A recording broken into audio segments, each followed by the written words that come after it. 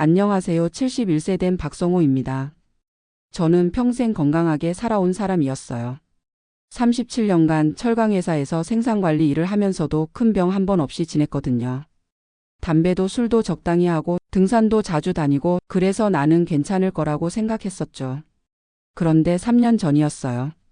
아내와 함께 동네 마트를 다녀오는데 갑자기 어지러움이 느껴지더라고요.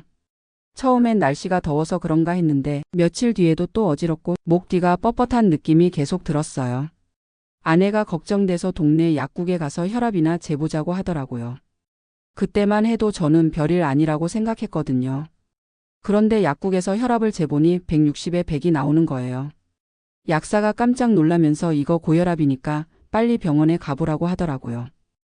그때 기분이 어땠는지 몰라요. 갑자기 가슴이 두근두근하고 손에 식은땀이 나면서 설마 내가 고혈압이라고? 평생 건강하게 살았는데 말이 안 된다 싶었거든요. 집에 돌아와서도 밤새 잠을 못 잤어요. 아내는 빨리 병원에 가자고 하는데 저는 며칠 더 지켜보자고 했죠. 혹시 잘못 나온 걸 수도 있잖아요. 그런데 일주일을 더 버텨보니까 증상이 더 심해지더라고요.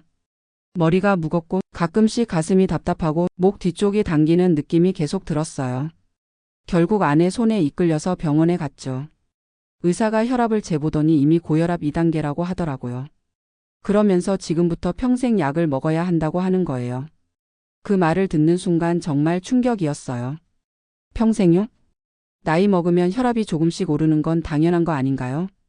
약을 평생 먹어야 한다니 그것도 하루도 빼먹으면 안 된다고 하니까 받아들이기가 힘들었어요. 의사는 고혈압이 소리 없는 살인자라고 하면서 뇌출혈이나 심근경색이 올 수 있다고 겁을 주더라고요. 그래도 당장 죽는 건 아니잖아요. 약값도 만만치 않고 매달 병원비까지 하면 8만 원씩 나가는데 기초연금 타는 저희한테는 부담이 컸거든요. 그래도 아내가 워낙 걱정하니까 약을 먹기 시작했어요. 처음에는 별일 없었는데 며칠 지나니까 부작용이 생기더라고요. 갑자기 일어나면 어지럽고 밤에 마른 기침이 나오고 다리가 붓는 느낌도 들었어요. 약 때문에 이런 증상이 생긴다고 하니까 더 싫어졌죠. 건강하려고 약을 먹는데 오히려 몸이 더 안 좋아지는 것 같았거든요. 그래서 인터넷도 찾아보고 바둑 치러 가서 어르신들한테도 물어봤어요. 그랬더니 다들 한마디씩 하시더라고요. 김 어르신은 자기도 고혈압이었는데 운동하고 음식 조절하니까 약 안 먹어도 된다고 하고, 이 어르신은 약 먹다가 간이 나빠져서 끊었다고 하고, 박 어르신은 혈압약 먹으면 치매 온다는 소리도 들었다고 하더라고요. 그런 얘기들을 듣다 보니까 점점 약에 대한 불신이 생겼어요. 정말 평생 먹어야 하나? 부작용이 이렇게 심한데? 차라리 운동하고 짜게 안 먹으면 되는 거 아닌가? 그런 생각이 들면서 약 먹는 게 점점 스트레스가 되더라고요. 매일 아침 7시에 약을 먹어야 하는데 그 시간만 되면 기분이 우울해졌어요. 또 약을 먹어야 하는구나. 언제까지 이런 생활을 해야 하나.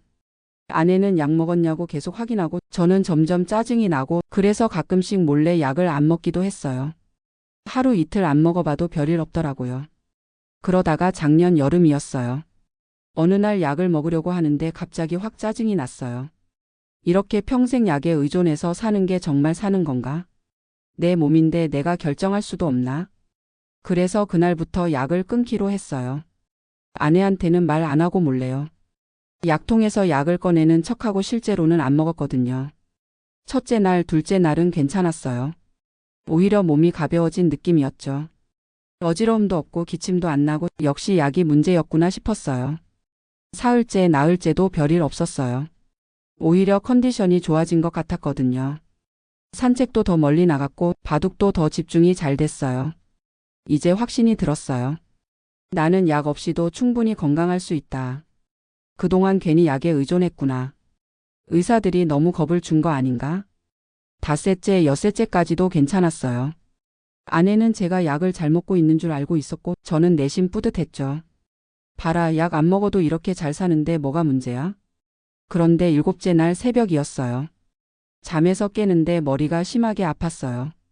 그냥 아픈 게 아니라 뭔가 터질 것 같은 느낌이었거든요. 목 뒤쪽도 뻣뻣하고 어지러움도 심했어요. 처음에는 잠을 잘못 잤나 싶어서 일어나려고 했는데 몸이 말을 안 듣더라고요. 한쪽 팔다리에 힘이 안 들어가면서 일어날 수가 없었어요.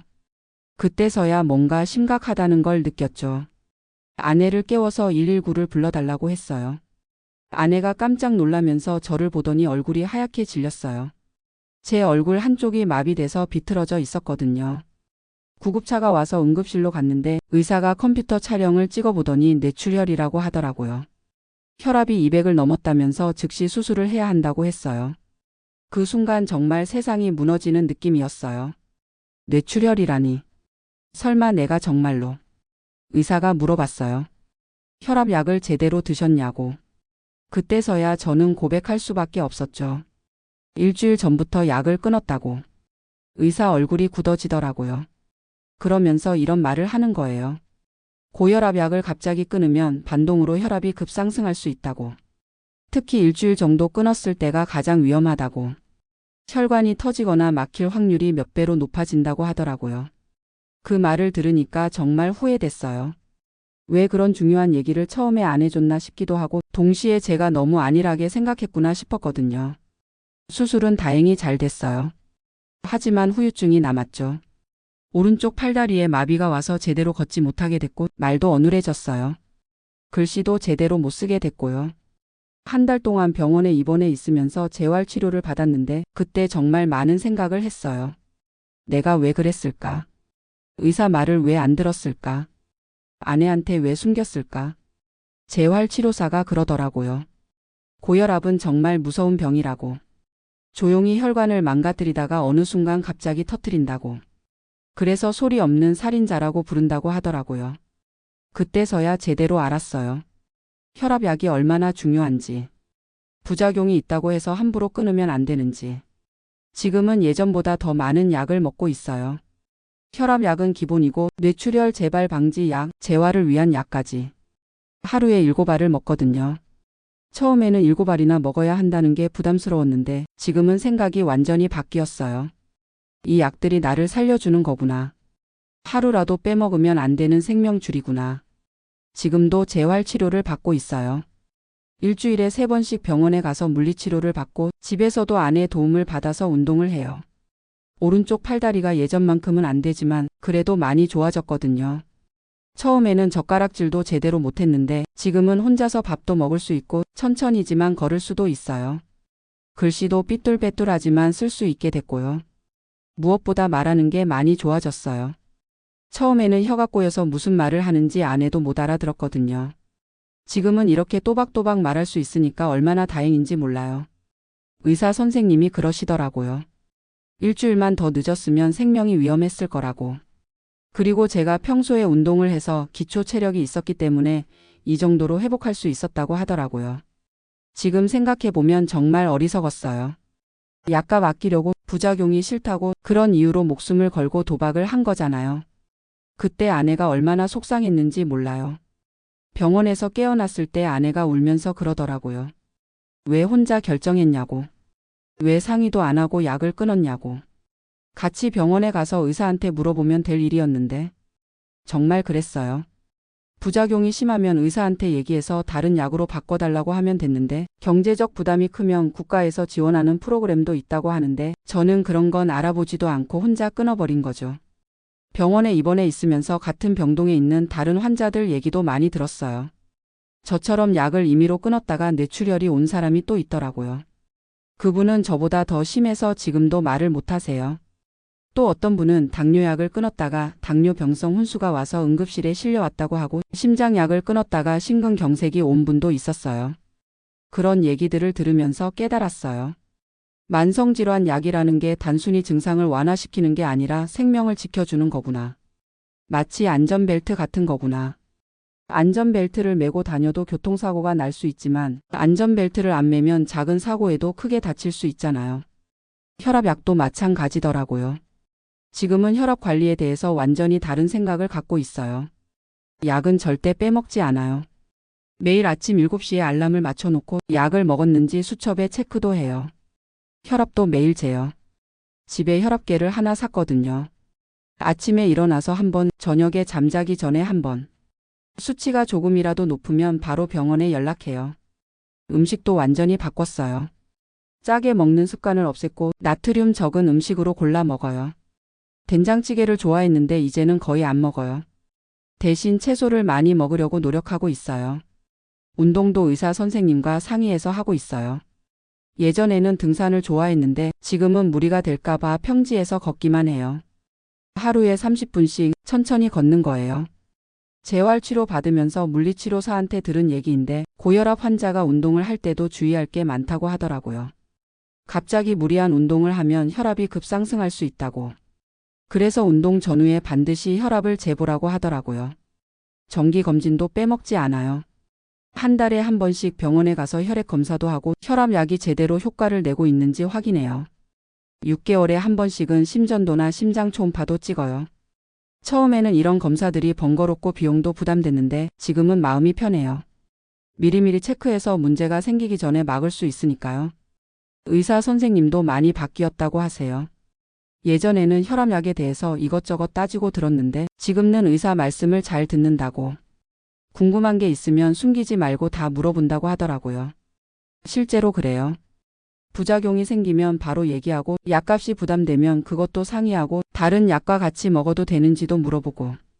그랬더니 의사 선생님이 더 자세히 설명도 해주시고 저한테 맞는 약으로 조절도 해주시더라고요. 지금 먹고 있는 혈압약은 예전에 먹던 것과 달라요.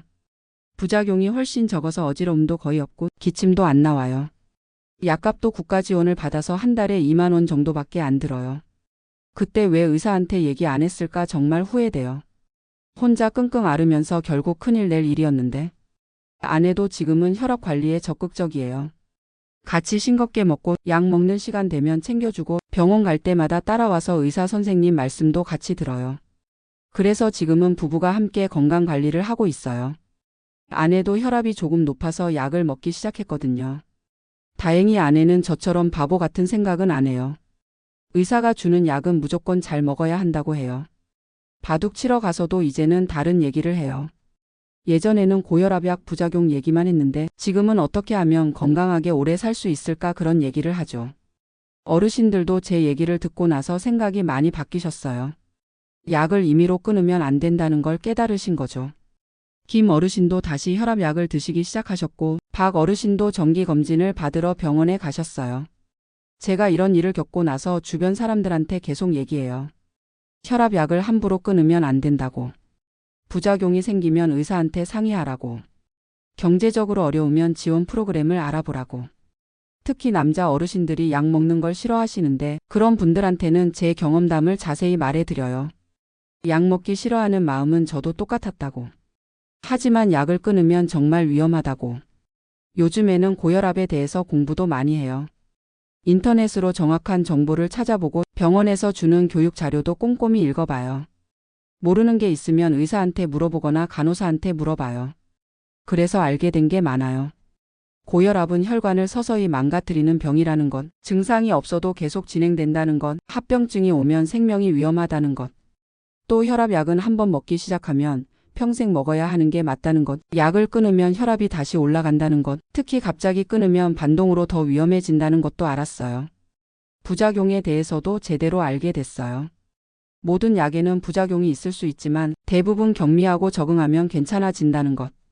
정말 심한 부작용이 생기면 다른 약으로 바꿀 수 있다는 것. 무엇보다 부작용보다 약을 먹지 않았을 때의 위험이 훨씬 크다는 걸 깨달았어요. 지금 제 하루 일과를 말씀드리면 이래요. 아침 6시 30분에 일어나서 화장실 다녀오고 7시에 혈압을 재요. 그 다음에 아침 약을 먹고 7시 30분에 아침 식사를 해요. 식사 후에는 30분 정도 쉬었다가 산책을 나가요. 예전처럼 멀리는 못 가지만 동네 한 바퀴 돌면서 가벼운 운동을 해요. 9시쯤 집에 돌아와서 재활 운동을 해요. 물리치료사가 알려준 운동들이요. 점심 먹고 나서는 낮잠을 조금 자고 오후에는 바둑을 치러 가거나 아내와 함께 마트에 가요. 저녁 먹기 전에 다시 혈압을 재고 밤 9시에 저녁 약을 먹어요. 매일 이런 규칙적인 생활을 하니까 몸 상태가 안정됐어요. 혈압도 130에 80 정도로 잘 조절되고 있고 마비됐던 팔다리도 계속 좋아지고 있어요. 물론 완전히 예전 같지는 않아요. 오른손으로 젓가락질하는 게 아직도 어렵고 계단 오르내리는 것도 조심스러워요. 말도 가끔 꼬이고 글씨도 예전만큼 또박또박 쓰지 못해요. 하지만 살아있다는 것만으로도 감사해요. 가족들과 함께 있을 수 있고 아내 얼굴을 볼 수 있고 손자, 손녀들이 놀러 왔을 때 함께 시간을 보낼 수 있으니까요. 만약 그때 약을 계속 먹었다면 이런 일이 없었을 텐데 그런 생각을 하면 정말 후회돼요. 하지만 이제는 후회보다는 앞으로를 생각해요. 남은 인생을 건강하게 살기 위해서 최선을 다하자고 다짐하고 있어요. 제가 이 얘기를 하는 이유는 저와 같은 실수를 하시는 분들이 없었으면 해서예요. 특히 고혈압 진단받고 약 먹기 시작한 분들, 부작용 때문에 고민하고 계신 분들한테 말씀드리고 싶어요. 약을 임의로 끊으면 절대 안 됩니다. 정말 위험해요. 저처럼 뇌출혈이 올 수도 있고 심근경색이 올 수도 있어요. 운이 좋으면 제 정도로 끝나지만 운이 나쁘면 생명을 잃을 수도 있어요. 부작용이 심하면 참지 마시고 의사한테 말씀하세요. 약을 바꿔줄 수도 있고 용량을 조절해 줄 수도 있어요. 경제적으로 어려우면 국가 지원 프로그램도 있어요. 혼자 끙끙 앓지 마시고 전문가와 상의하세요. 가족들과도 솔직하게 얘기하세요. 저처럼 숨기지 마시고 고민을 나누세요. 가족이 함께 도와주면 훨씬 쉬워져요. 건강관리는 혼자 하는 게 아니라 가족이 함께 하는 거예요. 정기검진도 꼭 받으세요. 번거롭고 비용이 들어도 미리미리 체크하는 게 중요해요. 큰 병이 되기 전에 막을 수 있거든요. 운동도 하시되 무리하지 마세요. 의사와 상의해서 본인한테 맞는 운동을 찾으세요. 갑자기 무리한 운동을 하면 오히려 위험할 수 있어요. 음식도 신경 쓰세요. 짜게 먹는 습관을 고치시고 채소를 많이 드세요. 금연, 금주는 기본이고요. 무엇보다 의사 말씀을 잘 들으세요. 의사는 여러분의 건강을 위해서 조언하는 거예요. 환자가 더 잘 안다고 생각하지 마시고 전문가 의견을 신뢰하세요. 저도 처음에는 의사 말을 반신반의했어요. 너무 겁을 준다고 생각했고 약을 팔려고 그런다고 생각했죠. 하지만 지금은 알아요. 의사들이 정말 환자를 걱정해서 하는 말이라는 걸. 마지막으로 희망을 잃지 마세요. 고혈압이 있어도 약물 치료를 잘 받으면 정상적인 생활을 할 수 있어요. 저도 이렇게 회복했잖아요. 물론 완전히 예전 같지는 않지만 그래도 가족들과 함께 행복하게 살고 있어요. 건강은 무엇과도 바꿀 수 없는 소중한 거예요. 돈을 아끼려고 부작용이 싫다고 그런 이유로 건강을 해치면 안 돼요. 나중에 후회해도 소용없어요. 지금이라도 늦지 않았어요. 약을 끊으신 분들은 다시 시작하세요. 의사와 상의해서 제대로 치료받으세요. 여러분의 가족들이 얼마나 걱정하는지 생각해 보세요. 저는 앞으로도 평생 약을 먹을 거예요. 재활치료도 꾸준히 받을 거고 정기검진도 빼먹지 않을 거예요. 그리고 제 경험을 다른 분들과 나누면서 같은 실수를 하지 않도록 도울 거예요. 여러분도 건강하게 오래 사세요. 약을 잘 드시고 정기검진 받으시고 가족들과 함께 행복한 노년 보내시길 바라요. 제 이야기가 조금이라도 도움이 됐으면 좋겠어요. 감사합니다.